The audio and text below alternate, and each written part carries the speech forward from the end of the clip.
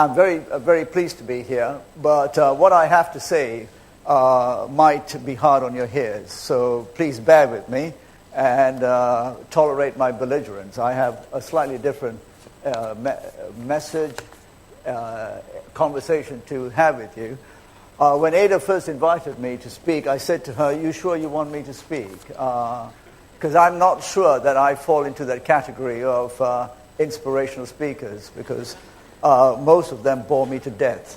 Because usually they're telling lies. They're not actually saying anything that they believe in or actually understand. So I'm not your inspirational speaker. What I am, though, is a bit of a big mouth. So I will share with you a few things, but I can't claim to be an expert on anything. But I will share with you a particular view I have of the world, which many of you may not agree with, but I hope will slightly provoke you and make you angry. I am, however, not here to give you hope. Everyone likes hope, but hope ain't a plan. We need a plan in the world we live in. So I'm going to slightly put some stuff out there and make you think. What I think is quite important is that you all, particularly the younger, and I mean anyone sort of under 40, come to terms with the reality of the world we live in, rather than sort of think that Facebook, Twitter, the internet is going to solve our problems. They aren't going to solve the problems, and you can't just hope. So what does make a difference really mean? How many of you know who actually coined the phrase, "be the change"? It was an Asian, actually. It was an Indian guy called Mahatma Gandhi. But I'm not going to use words like that, too. Because they are overused cliches, which again have become sort of escape routes for us to all feel good. So now at this point, some of you might be thinking, who is this negative guy? Why did they invite him? We all wanted to be uplifted. But, this is not the black and white minstrel show. I'm not Louis Armstrong. I'm not going to play you a nice tune and make you all feel good on a Friday night. I'm sorry. I am very sorry about that. But what I do want to say is to confront you with some harsh realities about the world we live in. Because the be the change, make a difference, etc., have become fads. They have become fashion. Watch CNN, going green, superficial hubris, right? So that you can all feel good. Watch TV, cop out, get on your iPads, and feel good. This isn't the world we live in, my friends. So now we have, so much so that saving the world has become the part-time occupation of B-grade Hollywood actresses and actors. You know the type, right? Don't adopt any white babies, only black babies, because they become good fashion accessories as well, and you care about Africa. So that's what the dumbing down has become, extreme. Now, I am slightly out there pushing it out, but I have got permission from one of my mentors who's here, who said, you can go out there. After all, you on a Friday night, a bit of entertainment's also not bad. Okay, but now for the most serious stuff. Why are young people in Asia so confused? I subscribe to the notion that they're so confused because much of what they are taught has nothing to do with the world that they live in today. All right?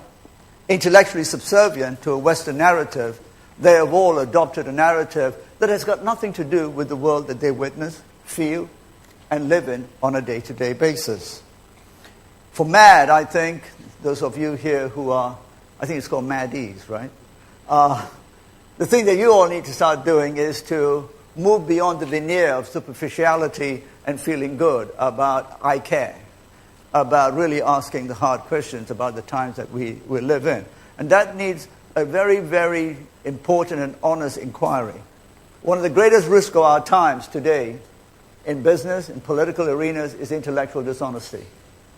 Most business platforms, etc., that you would go to are intellectually dishonest. That horrible word, innovation, will appear everywhere. Use the word innovation, and it's supposed to explain everything. Ask them what they actually mean, and they can't tell you. Right? Innovation. So I have conferences where you are banned from using the word innovation.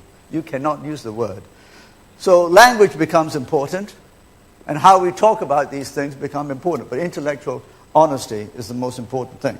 So despite all the evidence that we have, that the narrative of the last 200-300 years, which is essentially a Western narrative, at this point someone might think, oh, this guy is against white people. Please don't jump to such lazy conclusions. I am not anti-Western or anything, and I only have 20 minutes, but a Western narrative has essentially dominated the way we think about the world, even this part of the world. This is not an anti-colonial rant or anything like that, but it is a very important part of the awakening that needs to take place amongst the young in this part of the world. Most people in this part of the world, young people, don't even know the history of the last 50 years in this part of the world. If you ask them about the Vietnam War, they'll tell you that John McCain was a hero and Ho Chi Minh was a villain. Okay? So they don't even know. Today, if you read the newspapers, international newspapers, the narrative is essentially China bashing. China must be a threat. So you need to start thinking about all of this. Our best young minds go to schools where they are told that there is a certain business model called, I call it the Harvard School business model, which seeks to externalize costs and yet says this is the one and only way to do things. We'll lose a whole generation of very good young kids from this part of the world to old ideology. So what needs to change? So what I see and what I want to focus on for the remaining 15 minutes is my view that the era of growth and exploitation that we are in at the moment can only be reshaped by reshaping capitalism in its extreme form, and this can only take place in this part of the world. Not because, Asians, Chinese, Indians are all superior human beings, but for one simple reason: too many. Too many. The weight. It's too many. So in 2050, there will be 9 billion people, give or take 100 million here or there. Okay, who's counting? 9 billion people, of which the majority of them will live in this part of the world. 9 billion people. And yet at the same time, we are being told that we should all aspire to live like Americans. True? We should all aspire to do that. At the height of the financial crisis about 3 years ago, you will all remember that what were we in Asia told? You laggards. You should stop saving. You should go out and spend. You remember? Use your credit cards. Be like Americans. Spend. And we thought, hey, this is our time. 2-3 centuries of being subservient. Suddenly, we're the kings. Even the West is asking us to save the global economy. How good. So we all felt proud. Indians were jumping around saying, hey, now we are the Maharajas, for real. At the same time, you'll remember in 2010, as a run-up to 2009 is the run-up to the Copenhagen Climate Change Conference. You all remember that? The same world leaders who were telling Asians to save, to stop saving and consume more, were saying, you Asians, you guys are responsible for climate change. All you Chinese and Indians now wanting to consume, you're polluting the world, da-da-da-da-da-da-da. Now, no one connected the dots and said, hey, if you ask the Indians and Chinese to all consume to save the global economy, don't expect them to save the world. Simple equation. All right? If the Indians and Chinese aspire to consume like the average American, game over. All right? It's not rocket science. You don't need to be a denier. But the denial continues. So on one hand, we have, let's save the global economy, which is essentially to preserve the status quo of the dominance of Western economic model. And the other hand, to say to the Asians, you all consume more because, investment banks and carry on, etc. And you might get a bit richer. On the other hand, at the same time, the conversation about environmental degradation. Of course, you all know that China gets bashed every day of the week. The good Indians don't get bashed because, they're slightly democratic, and the nasty commies must be the worst people on the planet. Okay? So the commies get bashed, the good Indian Democrats who are actually consuming and rubbishing their own country more than anybody else cannot be criticized because they're Democrats.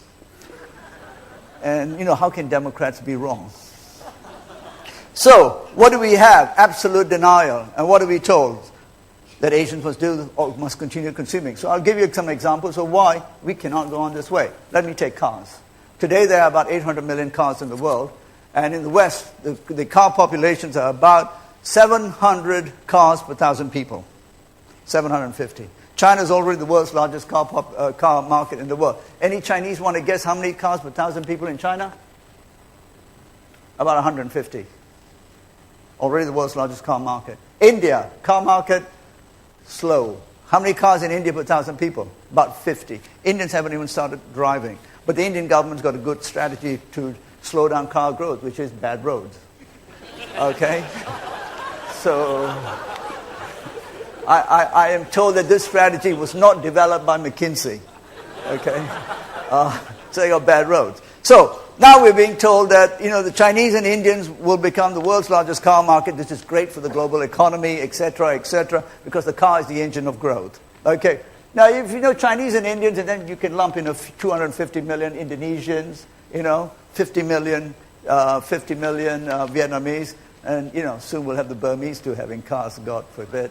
You know how many cars there'll be in the world? About 3 billion cars. Now, most of you will know, but maybe most of you haven't traveled yet.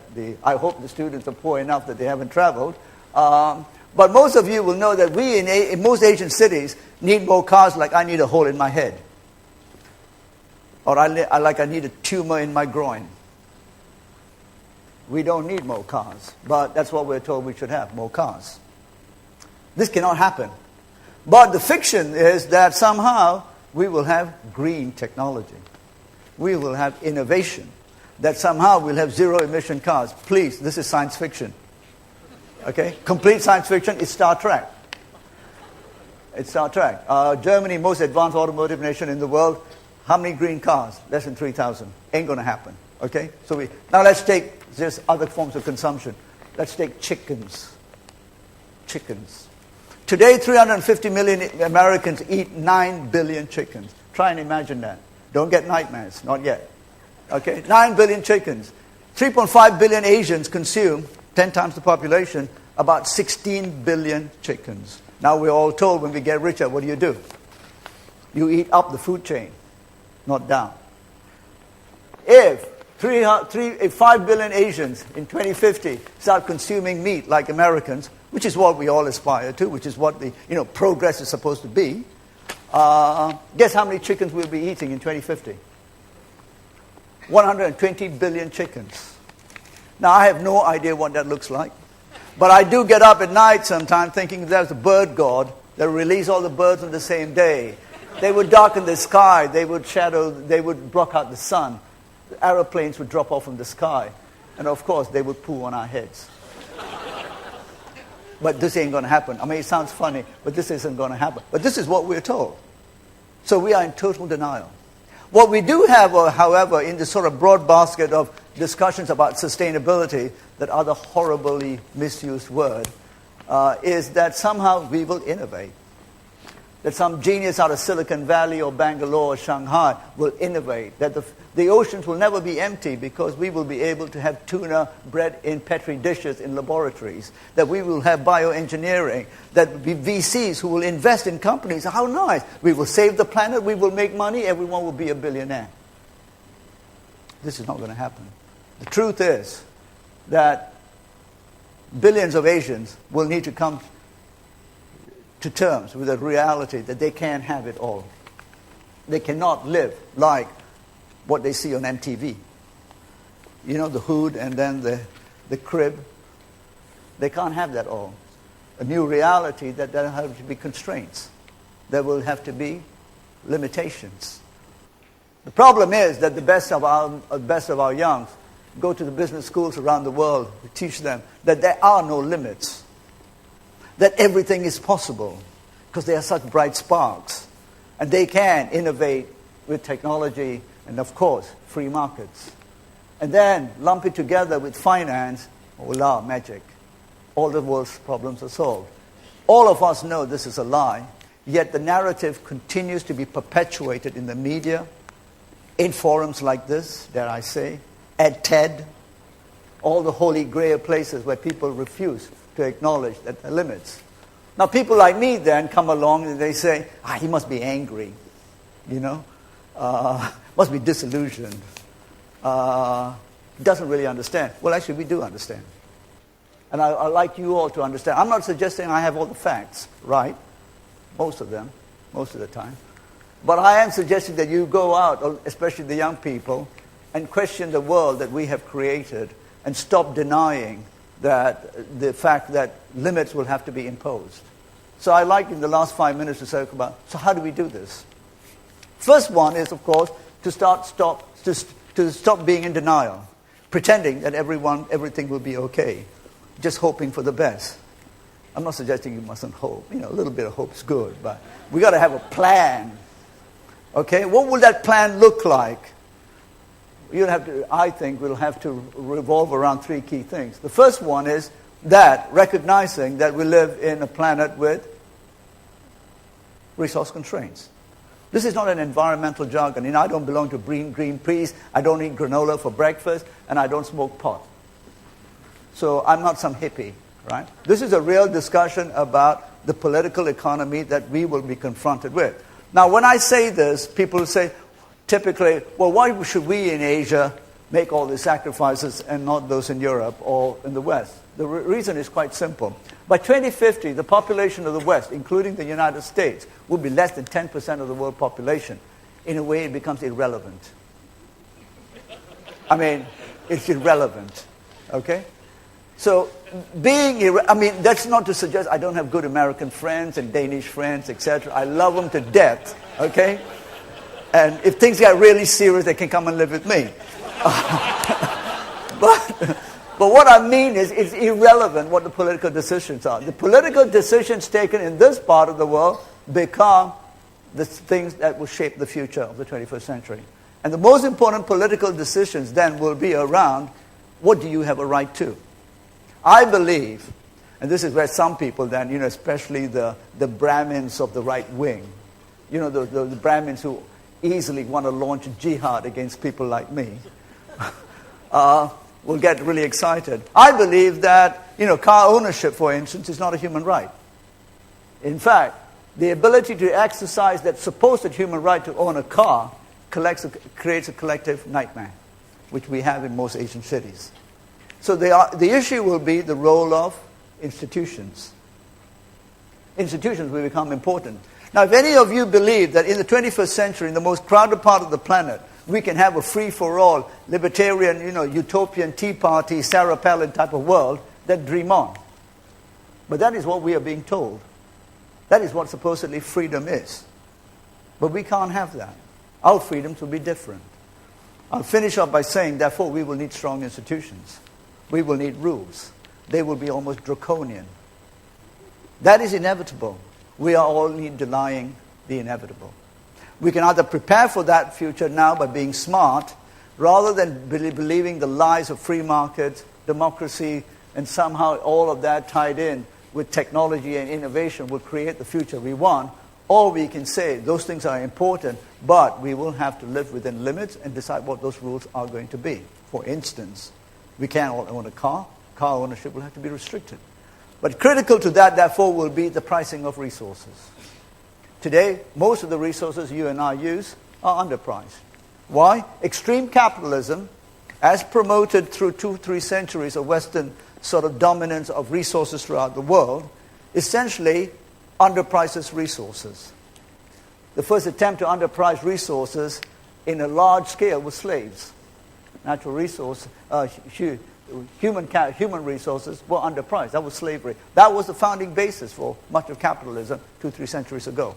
I can go on, but we need to reprice resources, from water to fossil fuels, etc. But the most important thing we will need is, and this is where I get slightly controversial and my time's almost up, we will need strong institutions. And what do I mean by strong institutions? We will need a strong state. The strong state will not be, as some people might jump to conclusions, me advocating fascist dictatorships. But we will need states that are strong, which are not usurped by private interests. So today, for instance, the great Barack Obama has done nothing on carbon. Why? Because as soon as you need to be president of a country, and you need $1 billion to be president, your ability to do anything has been usurped. The state is weak. The state can't do anything. And so this is the kind of reality we need to confront in this part of the world. We will need to decide what are the rules of governance that we are going to embrace. The danger is that the ideological warfare being conducted through the international media, etc., continues to promote an ideology that freedom is somehow unrestricted, that we can have everything, and that we in Asia, this is our time to enjoy that unrestricted access to everything. This is not possible. My time's up. I'll shut up now and take a few questions. Thank you very much.